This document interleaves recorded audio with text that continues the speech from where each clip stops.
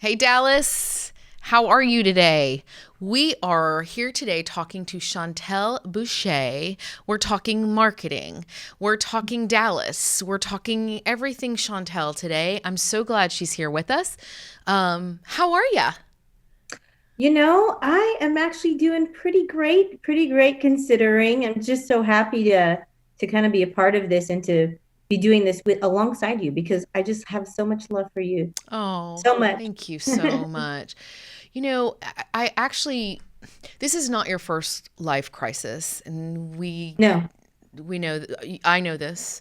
Maybe they don't know this. I know this. Can you Yes. talk about the impact of crisis in your life? Yes, absolutely. So as you know, but others may not, is I'm somewhat new to Dallas. I've lived here just a little over a year now. I was born and raised in Hawaii, except I lived in California for about 7.5 years, right before I came here. During that time, I kind of moved all around California. I started out in the LA area, Orange County, and then decided to be closer to family in Paradise, California, where my house ended up burning down along with all of my family's homes, all of my friends' homes, my children's school, lost most of my business. All my friends lost their businesses. And so, yes, when you're talking about trauma or a challenging time, I definitely am familiar with it. I saw the movie that was made by Netflix on it's a documentary. Yes. And Hmm.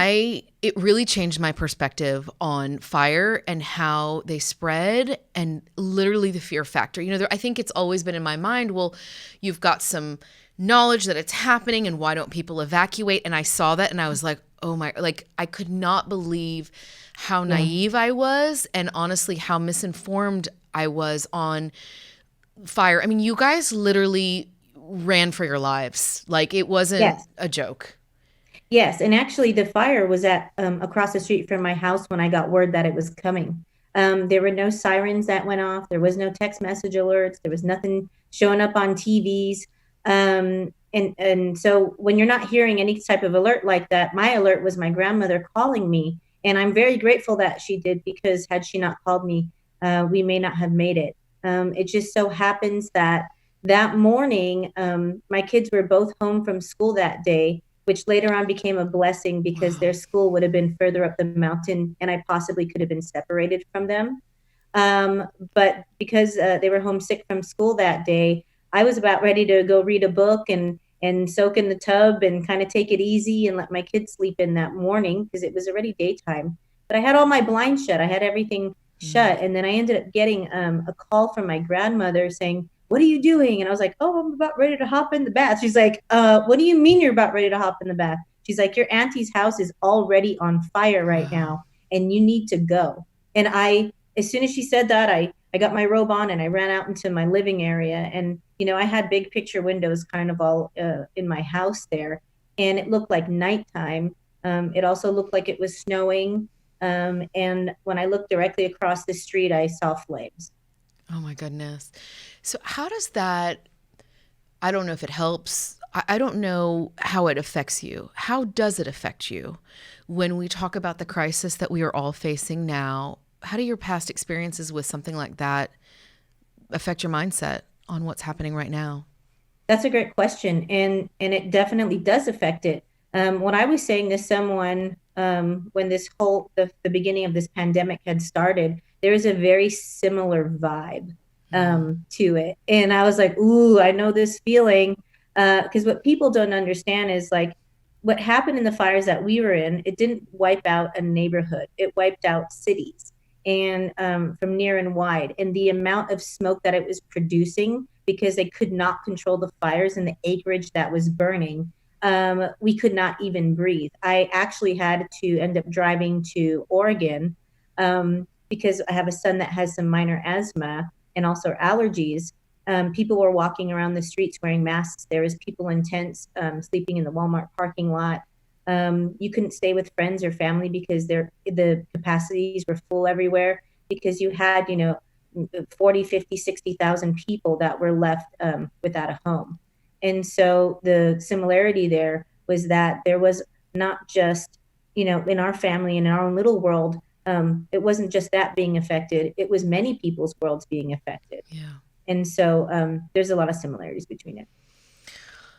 You recently moved to Dallas, as you mentioned. I want to hear Mhm. what you think about the city and what your experience has been like so far here. Oh my God. I have felt so welcomed here. And my favorite part about where I'm at is the people. And I think because of what I have gone through, all other bells and whistles, you kind of don't take those into consideration anymore. The fact where people are like, oh, I love to hike, so I love mountains. Listen, I'll just go someplace to a mountain and go hike if I want to go hike. Like I'm looking for, like how, we're a part of the impact, as you know, we always speak about having a life team, Yeah. and having that crew around you that is there to be there for you and to support you. And so that's what I'm finding here, and that's my favorite part about it. That makes me so happy because I And you're have. one of them. You are Yay! one of Oh, them. that's so great. I love that. Absolutely, Thank you. absolutely.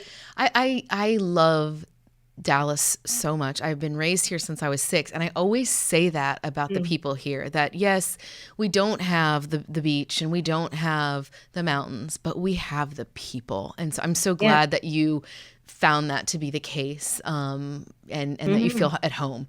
Um, I do. I love that. You are really an entrepreneur and have your hands in a lot of things, but at the core, you are a marketing expert, a marketing pro. You have a marketing company. You do marketing for a lot of businesses. I know small businesses that are impacted right now are who your clients are. Yes. How are they handling marketing at this time, and what are you doing with them?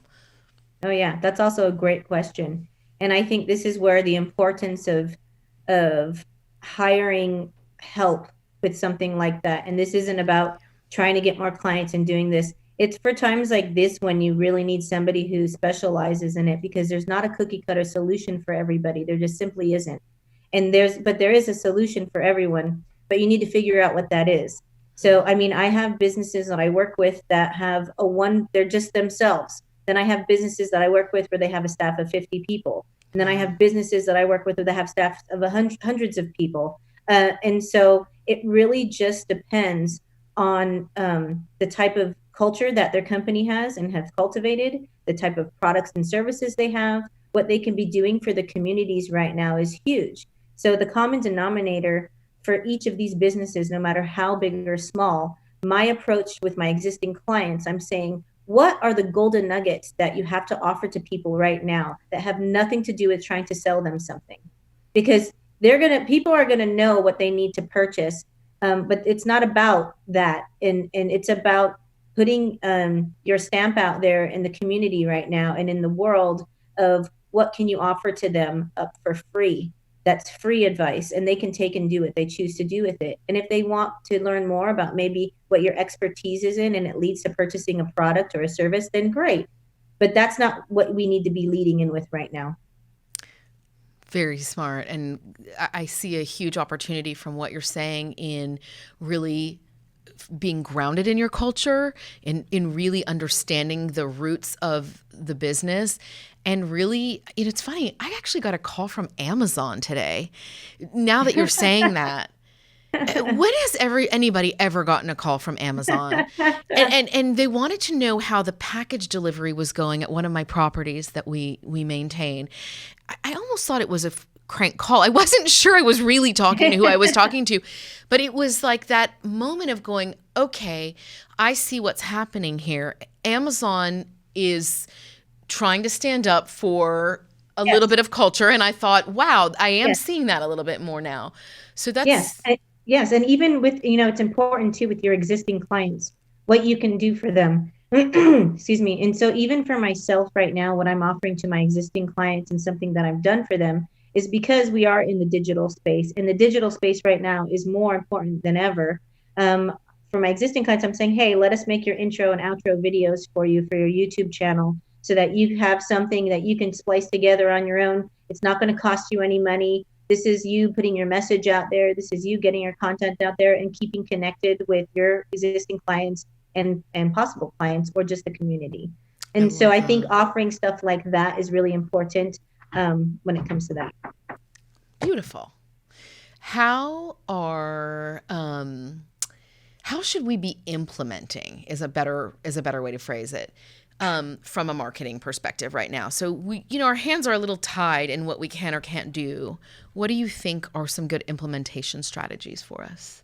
I'm sorry, you cut out for 1 second for me. Can you Sorry. repeat that one time? Yeah, absolutely. What are some implementation strategies that we can hold on to, because our hands are a little bit tied with where we can go and what we can do? So what do you suggest on that? Oh gosh, I think implementing uh, some of your future plans sooner than later.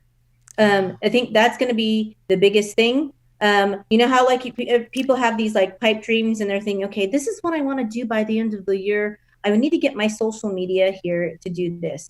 I need to get my websites changes here for this now, or I need to build a website. That's why I'm telling people like now is the time to put whatever future strategies you have into play just a little bit sooner than you had anticipated, because those are all plans you had already.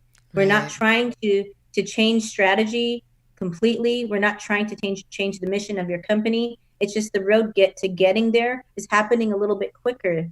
And so people, a lot of times they feel frozen and they're thinking, okay, I don't even know what to do. What should I be implementing right now? Do I send emails to people? Do I do this? Do I do that? Well, you're going to do whatever your future plans are. And my suggestion is going to your consultant that you're currently working with, or finding information out there. We live in a Google based world where you can find out a lot of information on what you should be doing for your specific vertical, because it is going to be different for each vertical of business.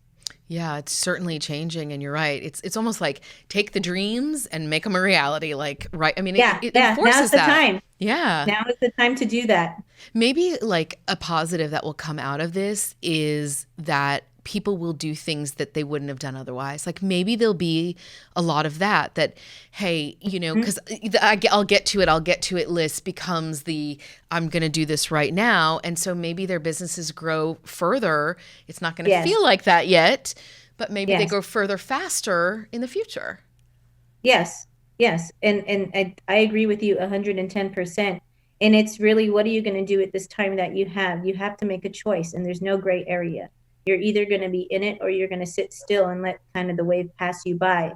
Because with every situation that you can come across, there's always some positive things that can come out of it.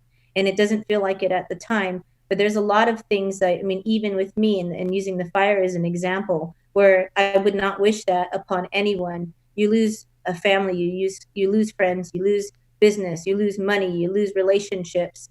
I don't wish that on anyone, but I think I'm a prime example of how you can come out of something that seems like you don't see a way out, and there's still so much unknowing. And I think it's the unknowing part of things that are making people fearful, especially ones that are coming from corporate America that are now thrown into a very entrepreneurial type world.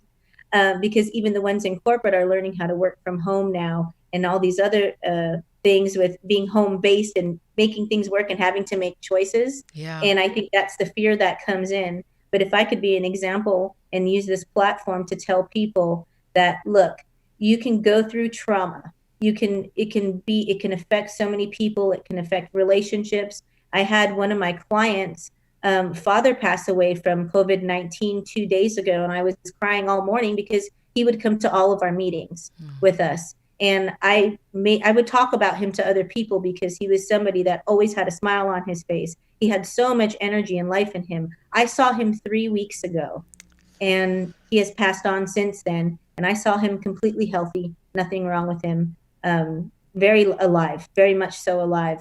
And so, but still, in the midst of all this, even though there's so much tragic things that are happening right now, it's not the time to celebrate, but it's a time to dream, and it's a time to create vision, and it's a time to write down all of the positive possibilities that could come out of this for yourself and your family and your friends. Chauntel, honestly, so many golden nuggets out of this conversation. You're so grounded and so well versed in what you know and how to handle this. I know people are going to want to reach out to you.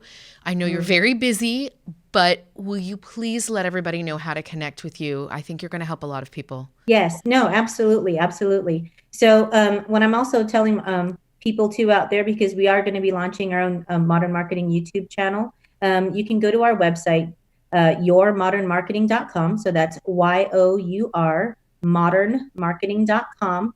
You can reach out to us there and also on our Facebook page. But what I'm also telling people is if anybody needs anything, if you have an elderly parent or uncle or aunt and they need eggs or they need something brought to their house or somebody can't keep their lights on right now, I'm a very resourceful person, as well as all my associations with a lot of people are very resourceful and have assets that they may be able to help.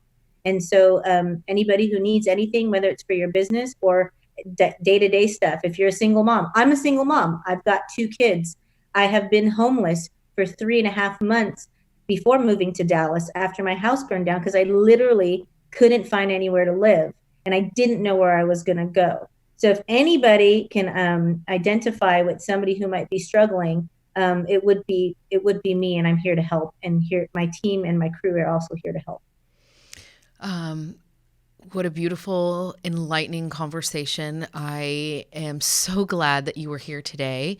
I'm so glad that you're a part of the Passion Dallas forum that we have here, community, family. That's a good word.